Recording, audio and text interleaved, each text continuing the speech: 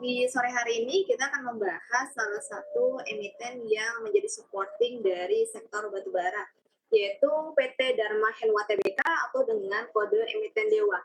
Nah ini patut banyak dipertanyakan oleh para investor, kenapa Dewa ini harga sahamnya justru turun terus ya di saat kemarin batubara justru melambung tinggi di area 400 hingga 430 US dollar. Nah tapi untuk Dewa sendiri justru masih membukukan rugi. Nah, ini banyak dipertanyakan oleh para investor, ada apa nih dengan Dewa? Ataukah ada sesuatu? Nah, kalau kita misalkan lihat untuk pada perdagangan di hari ini, untuk Dewa tutup di minus 17,9% atau di harga Rp55. Untuk pada perdagangan kemarin itu ditutup dengan harga Rp56 atau untuk saham beredarnya itu sekitar 21,8 miliar dan market share-nya berada di 1,2 triliun. Nah, lalu seperti apa bisnis dari PT Dharma Henwa Tbk atau Dewa ini bisa kita lihat di slide selanjutnya di samping saya.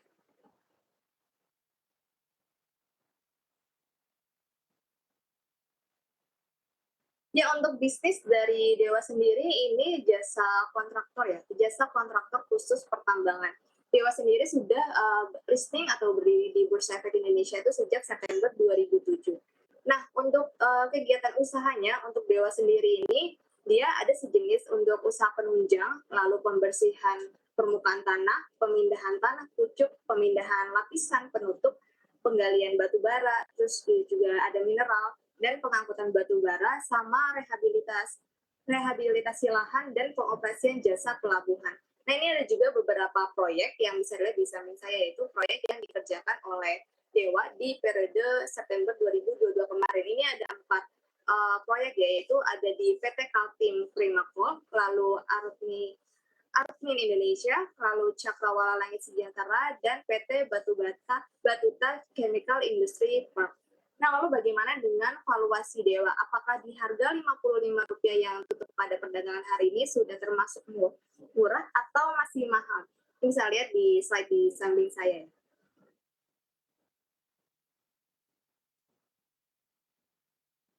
Ya, kita bisa lihat di sini ada rasio keuangan ya di samping saya.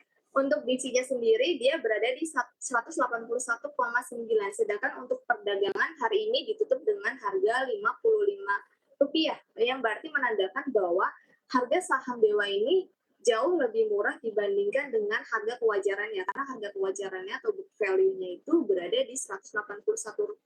Kita bisa lihat PBV-nya di bawahnya itu ada PBV-nya menjadi 0,31 atau masih di bawah 1 karena memang harganya terpantau masih murah 3 kali ya di ke bawah.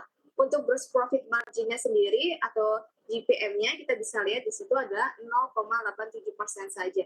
Ini sangat jauh dari ekspektasi ya, karena kalau misalkan gross profit-nya hanya di bawah 1%, ini menandakan bahwa selisih antara penjualan dan juga beban pokok yang dikeluarkan oleh si Dewa ini justru sangat kecil atau hanya cuan sekitar 0,87% saja. Yang berarti menandakan bahwa memang masih kurang efisiensi terhadap beban yang dihasilkan untuk mendapatkan pendapatan.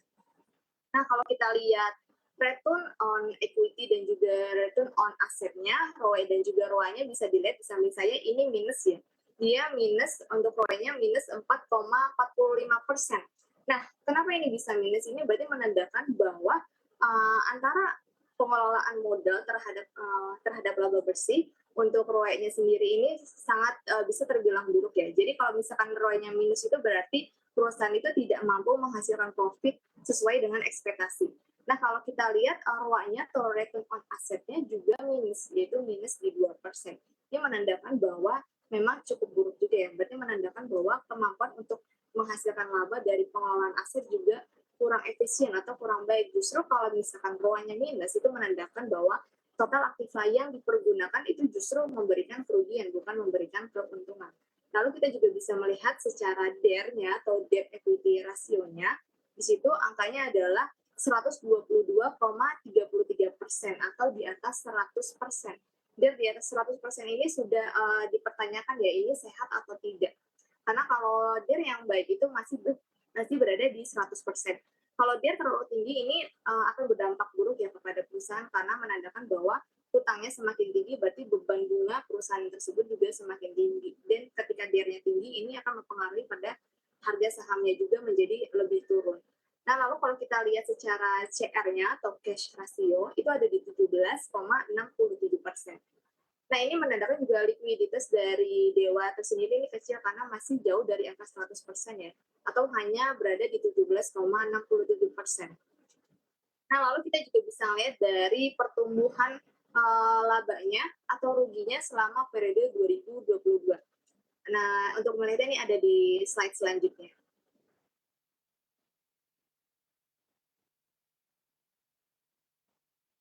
Ya, di samping saya ini ini ada pesaing dari Dewa ya. Kita bahas pesaingnya dulu. Ini pesaing Dewa ini ada PTRO ya.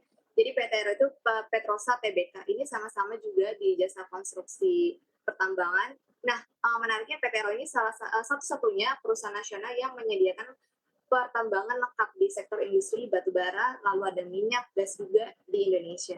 Nah, lalu kita perbandingkan ya secara rasio keuangannya Dewa dan juga PTRO. Untuk Dewa sendiri dia BV-nya ada di 181, sedangkan harga penutupannya tadi di hari ini adalah di Rp55. Memang menandakan bahwa Dewa jauh lebih murah karena kita bisa lihat PBV-nya masih 0,31. Lalu untuk PTRO, harga BV-nya atau harga kewajarannya berada di 4.365. Sedangkan harga penutupan pada hari kemarin, total tanggal 16 kemarin adalah di 5.175. Dia memang menandakan PTRO harganya jauh lebih mahal daripada harga kewajarannya. Kita bisa lihat PBV-nya sudah 1,19. Nah, lalu kita juga bisa lihat dari gross profit margin-nya. Ini berapa nih besar margin yang didapatkan dari Dewa ataupun PTRO. Di sini kita bisa lihat margin lebih besar berada di PTRO ya. PTRO di 20,29%. Sedangkan Dewa cukup berbanding jauh sekali di 0,87%. Berarti menandakan bahwa PTRO ini jauh lebih efisien dalam mengelola beban pokok terhadap pendapatannya. Jadi keuntungannya dia sekitar 20,9%, sedangkan Dewa hanya 0,87%. Lalu kita bisa lihat juga dari return on equity-nya atau pengelolaan modal terhadap labanya. Untuk PTRO ini jauh lebih baik ya, karena tidak minus, sedangkan Dewa tadi minus 4,45%.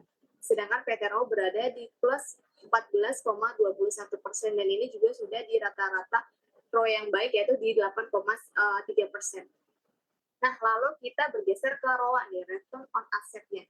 Dewa tadi minus 2% ya. Untuk PTRO kita bisa lihat di sini adalah 7,20%.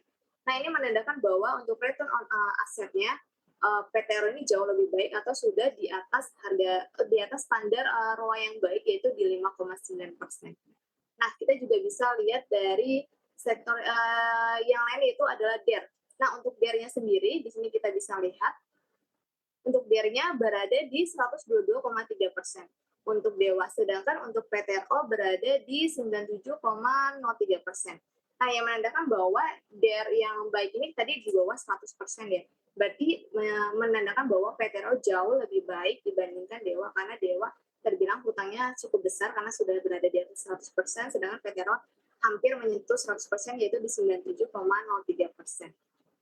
Nah, lalu untuk likuiditasnya yaitu cash ratio-nya, CR-nya untuk Dewa berada di 17,67%, sedangkan PTRO di 31,82%. Dia memang secara cash lebih banyak PTRO ya untuk menjamin likuiditas bagaimana kemampuan dia membayar kewajiban terhadap kas yang ada.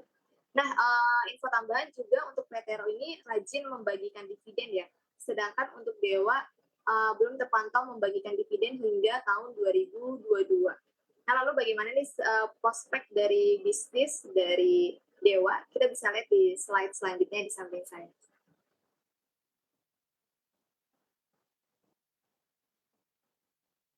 Ya, di sini untuk prospek bisnisnya kita bisa lihat adalah bahwa harga batu bara per 15 Februari kemarin sudah berada di 219 US dollar ya. Ini turun jauh dari periode 2022 yang sempat menyentuh di atas 400 US dollar. Nah, penurunan harga batu bara ini memang diakibatkan juga karena penurunan permintaan dari batu bara sendiri. Jadi yang mengakibatkan harga batu bara mulai terkoreksi. Karena kita ketahui untuk beberapa negara Eropa sudah tidak terlalu melonjak ya untuk permintaannya. Dan juga beberapa negara sudah mulai memproduksi batu bara, ini yang menyebabkan untuk suplai batu bara sekarang sudah mulai agak tertatat dengan demand-nya. Nah, hal ini juga yang menyebabkan untuk permintaan batu bara turun, lalu berhubungan, lalu juga berkontribusi terhadap sektor batu bara, produsennya, juga untuk jasa kontraktornya. Ini juga berakibat negatif karena juga nantinya akan mengalami penurunan kinerja. Dan ini juga akan berimbas kepada Dewa juga sebagai kontraktor di pertambangan batu bara. Lalu kita lihat juga prospek batu bara di 2023 ini menurut beberapa analis ya, ini masih bisa naik ya, dikarenakan kenapa? Untuk Cina dan India sendiri permintaannya ini belum full ya 100%. Atau kemarin ekonomi Cina baru saja dibuka dan juga India baru saja pemulihan ekonomi. Nah, ini nanti akan berimbas ketika ekonominya sudah lebih baik, India dan Cina akan meningkatkan permintaan terhadap batu bara. Apalagi kita tahu untuk Cina dan India ini salah satu importir besar untuk batu bara ya. Jadi nanti ketika ekonomi sudah lebih baik, otomatis ini akan menambah dari pendapatan batu bara juga dan akan berimbas kepada kenaikan harga batu bara kembali. Dan diprediksi bahwa batu bara tidak akan bisa lebih turun seperti harga 2020 ya yang berada di 50 US dollar. Rata-rata analis memprediksi masih akan berada di atas 200 US dollar dan bisa lebih tinggi lagi, tapi mungkin tidak lebih tinggi seperti tahun 2022, yaitu di atas 400 US dollar. Lalu yang ketiga kita bisa lihat bahwa Dewa berupaya berekspansi kepada kontraktor non batubara. Jadi Dewa ini sedang mengerjakan pertambangan emas ya, atau kontraktor untuk non batubara. Jadi Dewa juga pernah memiliki proyek jasa penambangan emas dan pengolahan biji di Garut, Jawa Barat. Nah, ini masih terus berjalan ya.